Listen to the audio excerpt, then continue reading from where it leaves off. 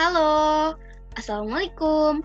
Welcome back to my channel, Halimah Indriani. Kali ini aku buat konten tentang bagaimana sih caranya biar kita diizinin kuliah di luar kota. Nah, kali ini aku ditemani dengan teman aku, Ratu Syarifah Zuhur dari NTB yang kuliah di Universitas Sriwijaya jurusan Pendidikan Dokter. Jangan lupa subscribe channelnya ya. Terima kasih. Selamat menonton. Aku di sini Halimah. Jakarta baru jam 8 nih. Kalau di kamu jam berapa? Ini aku di Provinsi Nusa Tenggara Barat ya. Jadi waktunya ngikutin Wita dan di sini aku udah di jam 21.08. Oke, Ipa boleh kenalan dulu nggak? Nama, asal kota, kuliahnya sekarang di mana? Halo teman-teman semuanya. Jadi aku mau kenalin diri dulu. Terima kasih buat Halimah yang udah ngajak aku buat nge-tag di video kali ini. Jadi aku Ratu Syarifah Zuhur. Teman-teman kadang manggil aku Ipa, tapi teman-teman sangkatan kadang manggil aku Queen, kadang juga manggil aku Ratu, kadang juga manggil Mami dan sebagainya, tapi lebih dikenal dengan kata Ipa. Nah, aku dari SMA Negeri 1 Patatina di Pulau Sumbawa paling timur, Provinsi Nusa Tenggara Barat. Sekarang Kak Ipa lagi kuliah di mana? Nah, aku sekarang kebetulan satu univ nih sama Kak Halimah juga di Universitas Sriwijaya. Ya, kita masih tahun pertama ya. Tahun pertama. Ya, alhamdulillah kita lolos melalui jalur SNMPTN ya Kak Ipa. Kayak jalur rapot tanpa tes. Nah, Ipa, kamu sebelum daftar ke Unsri itu kamu punya hambatan dari orang tua gitu nggak?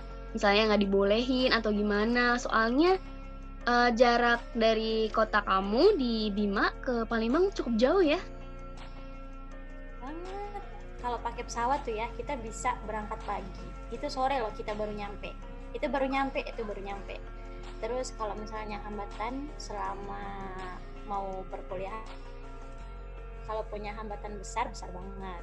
Kenapa? Karena aku kan kebetulan juga keturunan Arab ya. Jadi di teman-teman aku tuh pada nikah usia muda gitu. Saya SMA nikah. Paling paten banget tuh benar-benar. Jadi waktu ujian tuh dia udah keluarin undangan nikah. Pas udah keluar ijazah baru nikah gitu-gitu. Cuman kalau di keluarga aku itu nggak fokus ke nikahnya. Orang tua aku tuh lebih bilang kalau ini kan hidup kalian, terserah kalian, kalau mau nikah ya wes, kalau mau sekolah ya lanjut, mau dagang ya boleh gitu.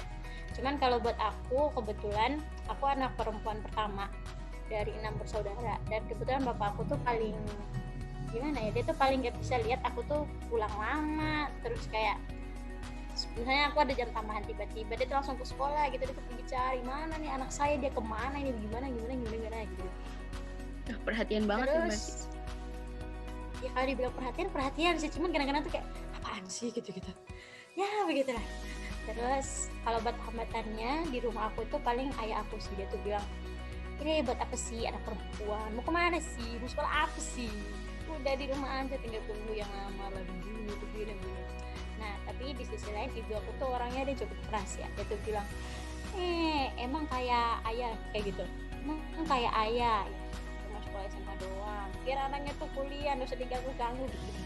Jadi ibu aku tuh yang suruh kuliah, nah bapakku tuh suruh tunggu di rumah gitu, kayak suruh nikah aja gitu. Terus lama-lama aku nih bilang dapat jalur undangan nih, Ipa pilih di sini ya, jangan ribut, sejauh apapun yang penting nih kedokteran gitu. Nah terus abang aku masuk nih, dia bilang Ipa suruh sekolah aja karena Ipa ada potensi. Nah abang aku tuh kayak ngedukung gitu. Terus ya udah bismillah, waktu SN teman-teman aku tuh mereka pada pilih UB lah, inilah itu apa sih, pokoknya semua pada lari ke Jawa gitu. Terus aku mikir kalau misalnya ke Jawa, yang pertama aku udah kalah, terus yang kedua kalau mau ke Jawa juga pasti kesana aja gitu, paling kalau nggak Malang, paling kalau nggak Jogja, di situ aja gitu. Jadi aku pikir mungkin bisa nih jelajah, kalau nggak ke Sulawesi, Sumatera, mungkin juga bisa ke Papua gitu. Terus aku mikir akhirnya ketemu di Unsri gitu. Nah, ya. Terus gimana sih kamu kayak ngeyakinin bapak kamu gitu yang terutama yang nggak kurang setuju gitu kalau misalnya IPA mau kuliah gitu. Gimana caranya IPA? Kalau misalnya dari aku pribadi, aku tuh di rumah tuh orangnya emang gimana ya, aku tuh ribut gitu. Kalau misalnya aku tuh pulang sekolah tuh langsung belajar, terus sebelum tidur juga tuh belajar. Jadi ibu aku tuh yang marah-marahin, kamu nih makan dulu kayak apa kayak pegang buku makan tuh buku gitu-gitu. Nah terus kayaknya ayah aku tuh sering diganggu-gangguin gitu sama ibu, tuh lihat anakmu tuh udah kayak kamu tuh dulu malas-malasan bawa motor keliling-keliling gitu. Nah gitu. Terus aku juga punya abang yang bisa ngeyakinin kedua orang tua aku. Jadi sebenarnya hidup aku ini bergantung dengan abang. Kalau misalnya dia bilang iya Ipa tuh bisa, nah pasti orang tua aku tuh percaya gitu. Terus kayak misalnya ayo bang gimana nih mau pergi nih gitu. Nah orang nanti tenang, abang yang ngomong gitu. Nanti kalau dia ngomong tuh pasti berhasil gitu. Jadi ada abang. Makasih abang. Aku rangkum coba ya Kak Ipa. Jadi cara ngeyakinin orang tua kita, yang pertama kita buktiin gitu ya, niat belajar kita bener-bener sungguh-sungguh gitu ya. Harus kayak kelihatan kita pengen berusaha gitu. Ya kan Kak Ipa? Terus sama kita coba gimana sih bapak kita biar yakin sama kita, gimana biar bapak kita seneng gitu ya, orang tua kita seneng.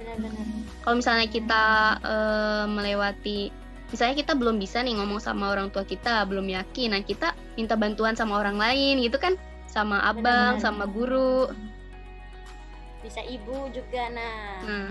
Wah, sangat bermanfaat banget ya ceritanya ya Kak Ipa.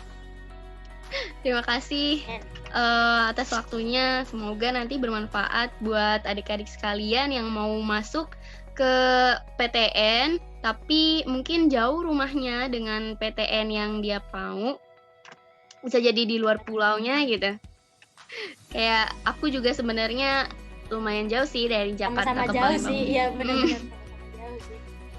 Iya. Aku cuma mau tekanin gini, kalau misalnya kalian nih mau kuliah di sini tapi takut kayak misalnya PTN-nya rame atau apa, nah kalian tuh jangan paksa untuk bertaut atau untuk berperang ke sana.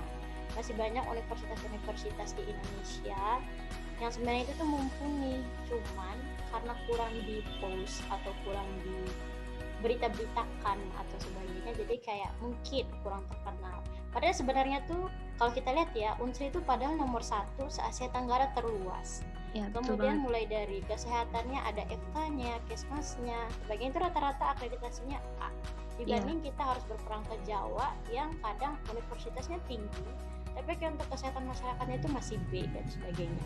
Apalagi kalau mau berperang di swasta ya, yang notabene-nya FK perlu 300 juta baru uang masuk, belum per semester, belum uang pangkal, belum kita beli buku. Dan tahu ya Halimah ya, buku FK tuh nggak ada yang murah. Cuma kamus doang, kamus lo 300.000 coba, belum sebutan 3 jilid hampir 2 jutaan, belum buku ini, belum dosen ini ngomong buku, ya Allah. Pokoknya betul. Jangan maksa di tempat yang itu aja, bukan kampusnya yang keren, tapi kalau kamu yang keren pasti kampusnya keren gitu ya. Betul. Wah, sangat menginspirasi, sangat motivasi ya Kak Ipa. Terima kasih atas waktunya. Ya, semoga bahagia selalu Kak Ipa, sehat selalu di NTB ya. Amin. Semoga ada banjir, rumahku rawan banjir ya Allah. Amin. Ya. Cukup sekian. Makasih ya Kak Ipa. Assalamualaikum. Terima kasih yang udah nonton. Kalau misalnya kalian suka video ini, boleh dong like-nya dan subscribe-nya. Terima kasih. Kalau misalnya mau request video apa, kalian bisa di kolom komentar. Bye-bye. Wassalamualaikum warahmatullahi wabarakatuh.